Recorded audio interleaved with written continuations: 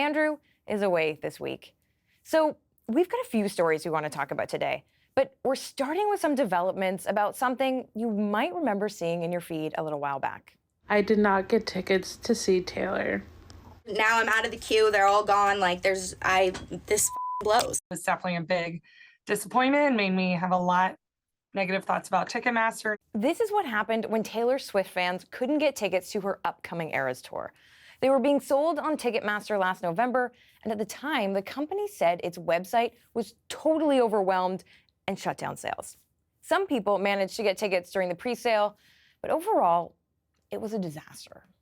Taylor Swift is speaking out after Ticketmaster canceled a ticket sales schedule for the general public. Many Taylor Swift fans are furious. Ticketmaster facing a customer backlash tonight. If you managed to score Taylor Swift tickets this week, consider yourself among the lucky ones. Okay, so that T-Swift drama came on the heels of what seemed like concert after concert costing a lot of money. I'm talking thousands of dollars for a ticket to see Bruce Springsteen.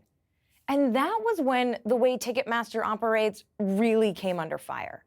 See, Ticketmaster is owned by Live Nation. The companies merged in 2010, and since then, it's dominated the live music industry.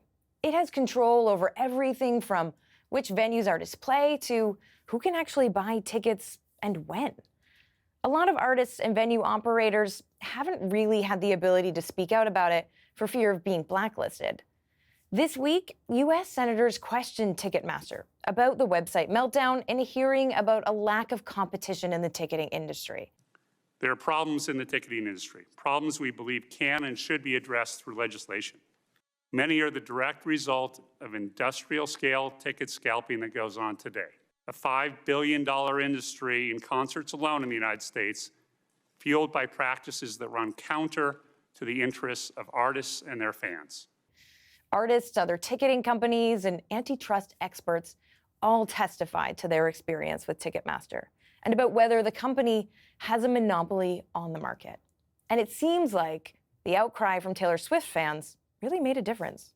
As a ode to Taylor Swift, I will say we know all too well. It's a nightmare dressed like a daydream. A few million Taylor Swift fans would respond, "This is why we can't have nice things." May I suggest respectfully that Ticketmaster ought to look in the mirror and say, I'm the problem. It's me. Okay, so I wanted to find out a little bit more about this from someone who's been watching it closely. Morgan Harper, hi. So you're the Director of Policy and Advocacy at the American Economic Liberties Project, and you guys work to dismantle monopolies? Yes. So, I mean, what did you think of watching the Senate hearings this week? Well, the Senate hearing on the Live Nation Ticketmaster monopoly and merger was nothing short of incredible from our perspective. One, just to see the senators from both parties really have such a firm handle on the issues in the live events industry and market, to be able to ask penetrating questions to the Live Nation CFO, other witnesses, really, really important to lay the case for what we hope in our Breakup Ticketmaster Coalition hopes will result in the unwinding of this merger and restoring fair competition to the live events industry. So whether it's for fans, performers, promoters, or venue operators, we need to make sure we have competition to bring prices down and bring innovation in and stop the fiascos. I mean, we heard them say, like, a lot of senators called Ticketmaster a monopoly, a lot of the witnesses called it a monopoly. This is all a definition of monopoly, because Live Nation is so powerful that it doesn't even need to exert pressure. It doesn't need to threaten, because people just fall in line. What did you think when you heard that language, that word being used? Music to the ears of an anti-monopolist, because the first step in doing something about a problem is understanding that you have one, as we know. And again, to see elected officials in the US Congress who understood that, to see witnesses. And I want to especially shout out Lawrence the Band, Clyde Lawrence, who was the artist who participated in the hearing as a witness. Tremendous amount of courage it takes to speak out about some of the injustices that are being imposed by Live Nation Ticketmaster monopoly. If an artist plays at a Live Nation venue, the artist has no choice but to have the show ticketed by Ticketmaster. And to be clear, we have absolutely zero say or visibility in how much these fees will be. And we saw this even with, some of the things that the Live Nation CFO was saying They're trying to hide a little bit from just how much power they are able to exercise over these artists and others in the market. And we saw witnesses and senators that were prepared to push through that and really focus on the truth of the matter. So when you talk about the courage that artists need to have to talk this way, like, can you explain that a little bit more? Why is it such a courageous thing? It's a courageous thing for artists to speak out because they are at this moment beholden on touring to make money. The changes that have happened in the music industry, streaming, they're making pennies on the dollar for every time one of their songs gets streamed on one of these platforms. So, to be able to really control their destiny, try to live off of being an artist, they need to tour. And at this point, if you're trying to tour and go to lots of venues in the biggest markets in the country, you're likely coming up against either a Live Nation controlled venue where they actually own and operate a venue, or a Live Nation concert promotion company that is, helping to manage the tour stops that occur, or having to deal with Ticketmaster, the ticketing platform, through one of your relationships with either the concert promotion or the venue. And so to say publicly that something's wrong with how Live Nation Ticketmaster is operating potentially puts at risk your ability to earn a livelihood as a musician, as an artist.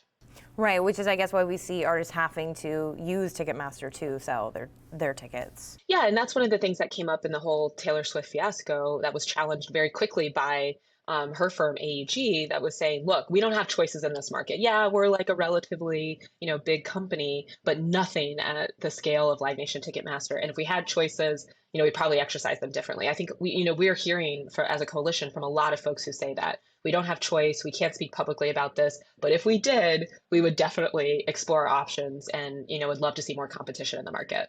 Right, because if you think if anyone has choice, it would be Taylor Swift, right?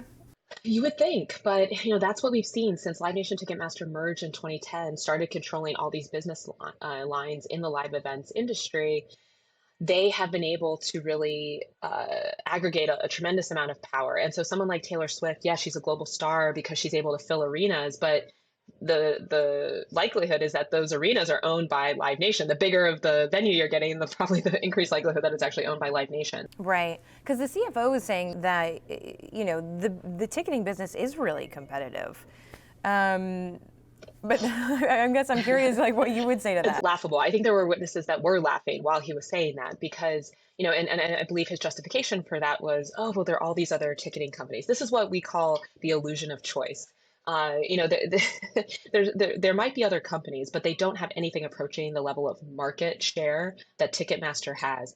And it's not just the pure market share number, it's the market share plus how they're leveraging the ticketing business over other lines of business like the venue ownership, concert promotion, imposing Ticketmaster on artists on tours that want to come to one of their venues. That's where you really start to see the pernicious nature of a monopolist, which Live Nation Ticketmaster, few in this industry would dispute, qualify as such. Does this compound into potential change, do you think? We're very optimistic. So a couple of things I would point to that are a bit unique because there have been prior periods where folks were speaking out about Live Nation Ticketmaster and the problems and some of this monopoly behavior.